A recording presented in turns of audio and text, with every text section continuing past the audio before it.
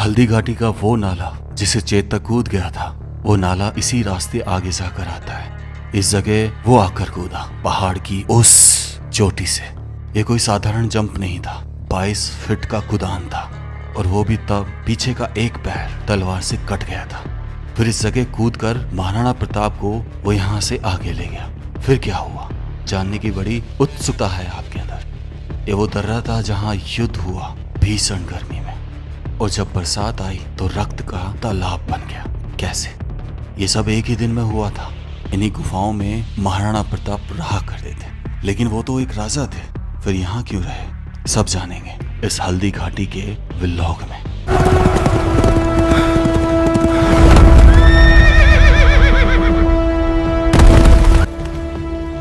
दोस्तों, हल्दी घाटी जो है शुरू हो गया है। ये घाटी जो दर्रा जहाँ पे युद्ध लड़ा गया था, उस दर्रे में से हम निकल रहे हैं। और बेसिकली अगर आप एक चीज़ पाएंगे कि घाटी माने तो पहाड़ियों को कहा जाता है। हल्दी का मतलब क्या था? क्योंकि यहाँ की जो मिट्टी है ना, वो पीले कलर की है, इसलिए इस जगह के क्षेत्र को नाम रखा गया हल्दी घाटी। ये जो आपको पीले कलर की नज़र आ रही होगी, यही रीज़न है कि इसको हल्दी घाटी कहा जाता है। अब ये दर्रा जो शुरू हुआ है ना, ये है वो दर्रा। इसमें क्या होता था कि एक बार में एक घोड़ा गुजर सकता था, इसलिए महाराणा प्रताप ने इस जगह को युद्ध क्षेत्र के रूप में चुना। और उसका मेन बड़ा रीज़न एक और था, क्योंकि उनके साथ भील योद्धा और राणा पुंजा भील भी लड़ रहे थे। तो वो अरावली पर्वतों पे रहने वाले एक ऐसी जनजाति थी जो इनको बहुत अच्छे से समझती थी। अब आप देख लो पूरा घाटी जो आ रही है, ये बेसिकली यही दर्शा रही है कि किस तरीके से वो निपुण होने के कारण इस युद्ध में ना तो हारे थे और ना ही जीत पाए थे। ये देखो कितनी पीली है भाई यहाँ की घाटी, यही रीज़न है। और ये पत्थर है, ये वो दर्रा है बेसिकली। मेन तो वैसे तो बहुत बड़ा दर्रा है, यहीं कहीं वो हल्दी घाटी का नाला भी है, जहाँ से वो एक घटना हुई थी, जहाँ से चेतक घोड़ा उसे कूद गया था, वो भी मैं आपको दिखाऊंगा। पर इस दर्रे पे अक्सर गाड़ियाँ रुकती है, और मेन रीज़न यही है कि ये जो मिट्टी है, ये कलर आज भी पीला है, आज भी पीला है। ये देखो ऐसे छूट रहा है, हल्दी का सरंग है। ये देखो हाथ पे देखो, बिल्कुल बिल्कुल हल्दी है। चलिए अब उस क्षेत्र में चलते हैं जहाँ म्यूज़ियम है, और फिर उस एरिया में चलेंगे, फिर आपको सुनाएंगे कहानी। तो दोस्तों, अब यहाँ से हम बढ़ रहे हैं हल्दी घाटी नाले की तरफ, जो चेतक कूदा था, और म्यूज़ियम की तरफ जो यहाँ पे बनाया गया है। और देखो ऐसे बोर्ड लिखा आता है हल्दी घाटी, क्या बात है। ये दोस्तों देखो, ये है वो पॉइंट जहाँ से वो नाला चढ़ने के लिए रास्ता चढ़ता है। जिस हद तक ये टेम्पो जाएगा हम चले जाएंगे, फिर उसके बाद पैदल ही जाना है।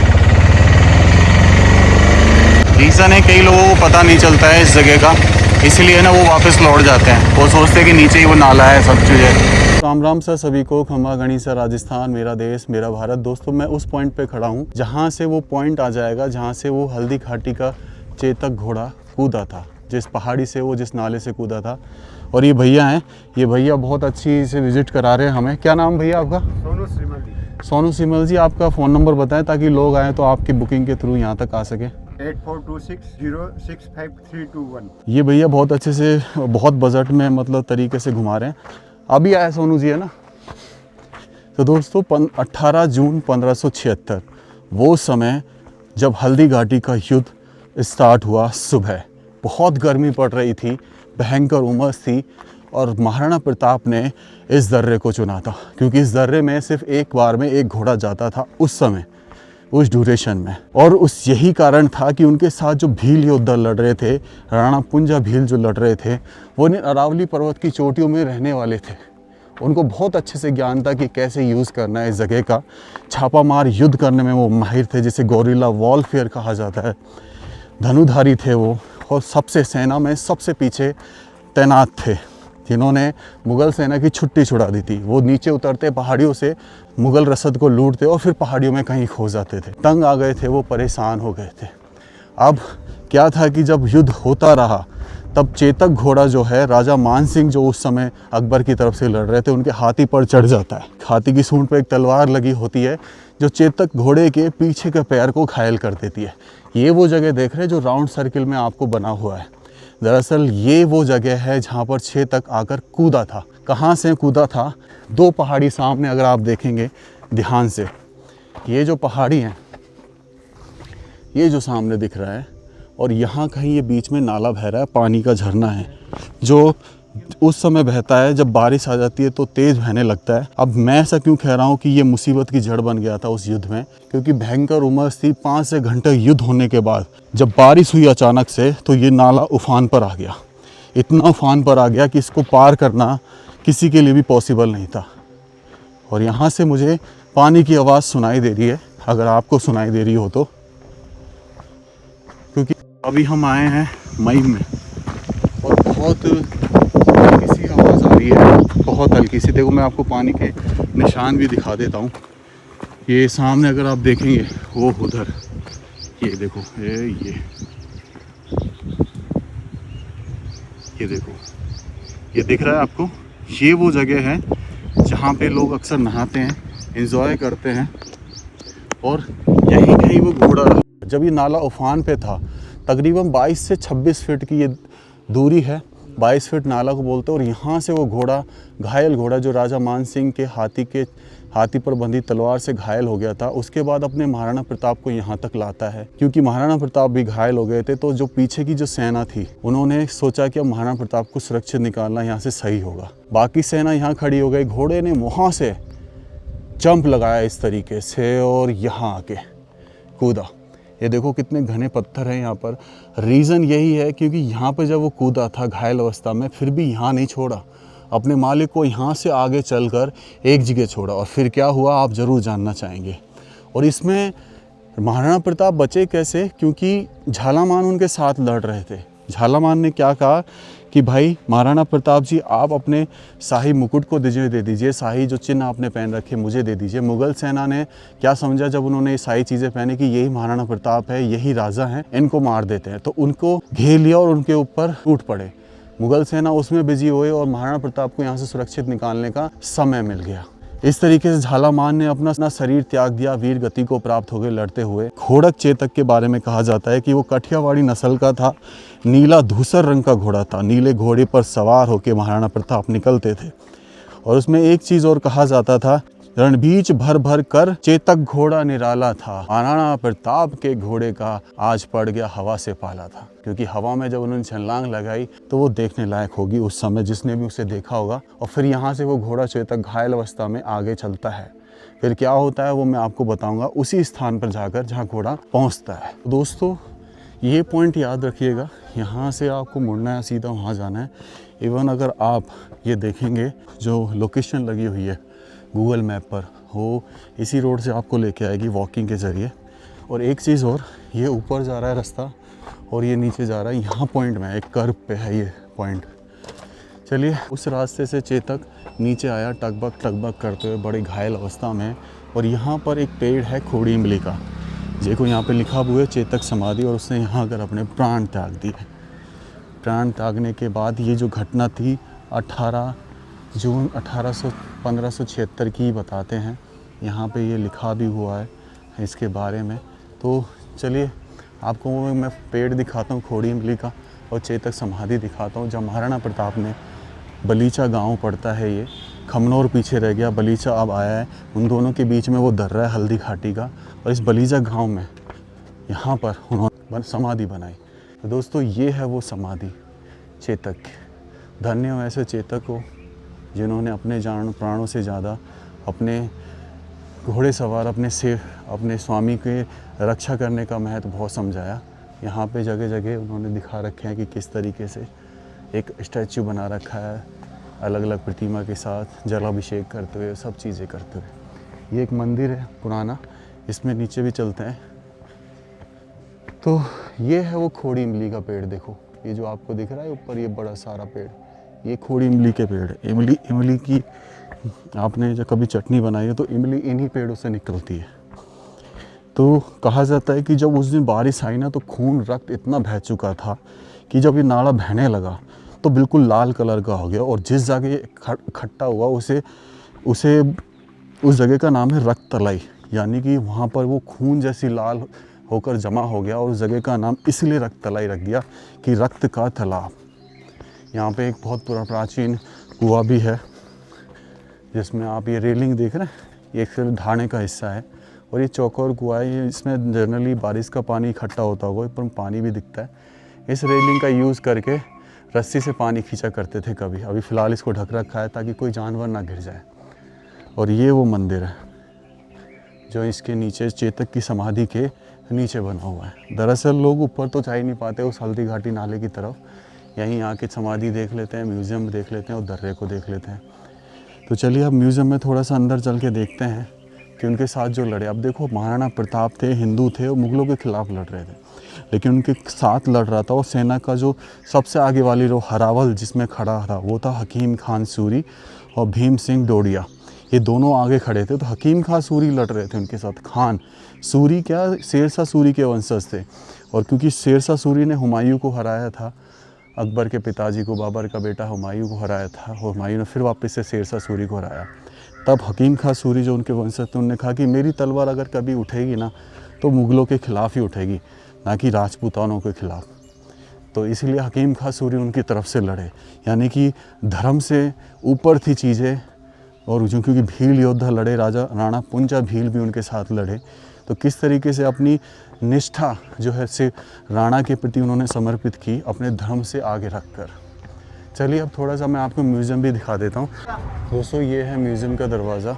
वहाँ इधर की तरफ चेतक की समाधि थी, इधर से हम नाले की तरफ चढ़े थे। चलिए अंदर आपको दिखा देता हूँ कि इस म्यूज़ियम में क्या क्या है। सबसे पहले आपको यहाँ पे नज़र आएगी महाराणा प्रताप की फ़ोटो। एक म्यान दो तलवार और भाला लेके वार करते थे। इसी भाले से राजा मान सिंह पर जब उनका घोड़ा चढ़ गया था ना, उनके हाथी पर, तब इसी भाले से राजा मान सिंह पर वार किया, लेकिन मान सिंह मरते मरते बचे। और हाथी के सूंड पर लगी तलवार से ही उसी समय चेतक घोड़े घायल हुए। ये देखो सामने वो रहा चेतक, नीला धूसर, एक पैर ऊंचा उठाए, वीर गति को प्राप्त हुए। क्या बात है चेतक, क्या बात है। एक ऐसी कहानी बनी जो बरसों तक रहेगी। ये धनुधारी आप देख रहे हैं, ये भील जाति के योद्धा हुआ करते थे जो छापा मार युद्ध किया करते थे। ये महाराणा प्रताप हैं, ये राणा पुंजा भील होंगे जो उनके साथ लड़े थे। हकीम खान सूरी, झालामान, और ग्वालियर के एक नरेश थे राम शाह तंवर। ये सब, अगर भीम सिंह डोडिया, ये सब यहाँ पे आपको देखने को मिलेंगे अलग अलग उसमें। ये हकीम खान सूरी हैं, ये आप देख रहे हैं अलग अलग स्टैचू में इनको दिखाया गया है। और ये वो चित्रण है युद्ध का कि कैसे जब घोड़ा ऊपर चढ़ा, देखो हाथी की सूंड में तलवार लग रही है और दोनों पैर घोड़े के ऊपर सर पर है हाथी के, और इस तलवार से वो पीछे वाला पैर घायल कर देता है घोड़े का। और ये तलवार मारते हैं राजा मान सिंह को जो जयपुर अकबर की तरफ से लड़ रहे थे। और जयपुर के उस समय आमेर के नरेश थे, ये आमेर के राजा नवरत्नों में शामिल थे अकबर के। तो वो चित्रण दर्शाया गया है और वही सेम जो उनके साथ योद्धा लड़े थे वो हैं। इसमें क्या होता था, हरावल सबसे आगे वाली पंक्ति में जो कर रहे थे हकीम खान सूरी और भीम सिंह डोडिया थे। फिर राइट विंग यानी दक्षिण विंग जो होती है, जैसे इंग्लिश में राइट विंग कहते हैं, उसमें खड़े थे राम शाह तंवर खड़े थे, जिनका काम था कि युद्ध को बैलेंस बनाए रखना। ऐसे नहीं कि एक व्यक्ति पर तीन तीन लोग प्रहार कर रहे हैं तो एक से एक लड़े, ये देखना सुनिश्चित करना। फिर आती थी वाम विंग यानी लेफ्ट विंग, उसमें खड़े थे झालामान।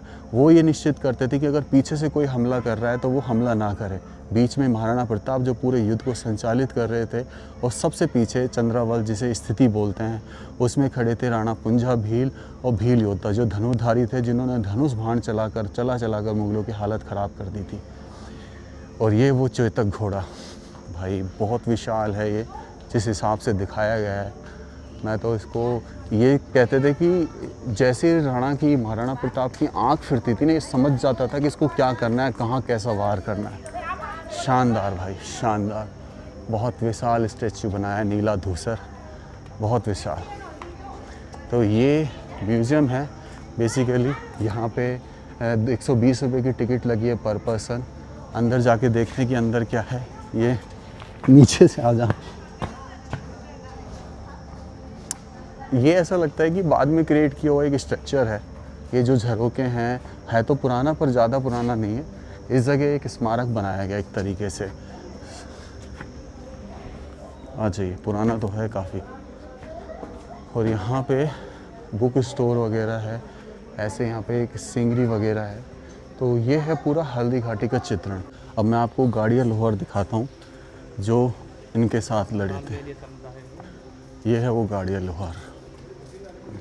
लोहे का काम होता है, गाड़ी इनके पास होती है, बैल होते हैं, उससे ये विचरण करते रहते हैं पूरे भारत देश में, क्योंकि महाराणा प्रताप के साथ लड़े थे ना, ये इनके उपकरण है। चलिए आ जाओ।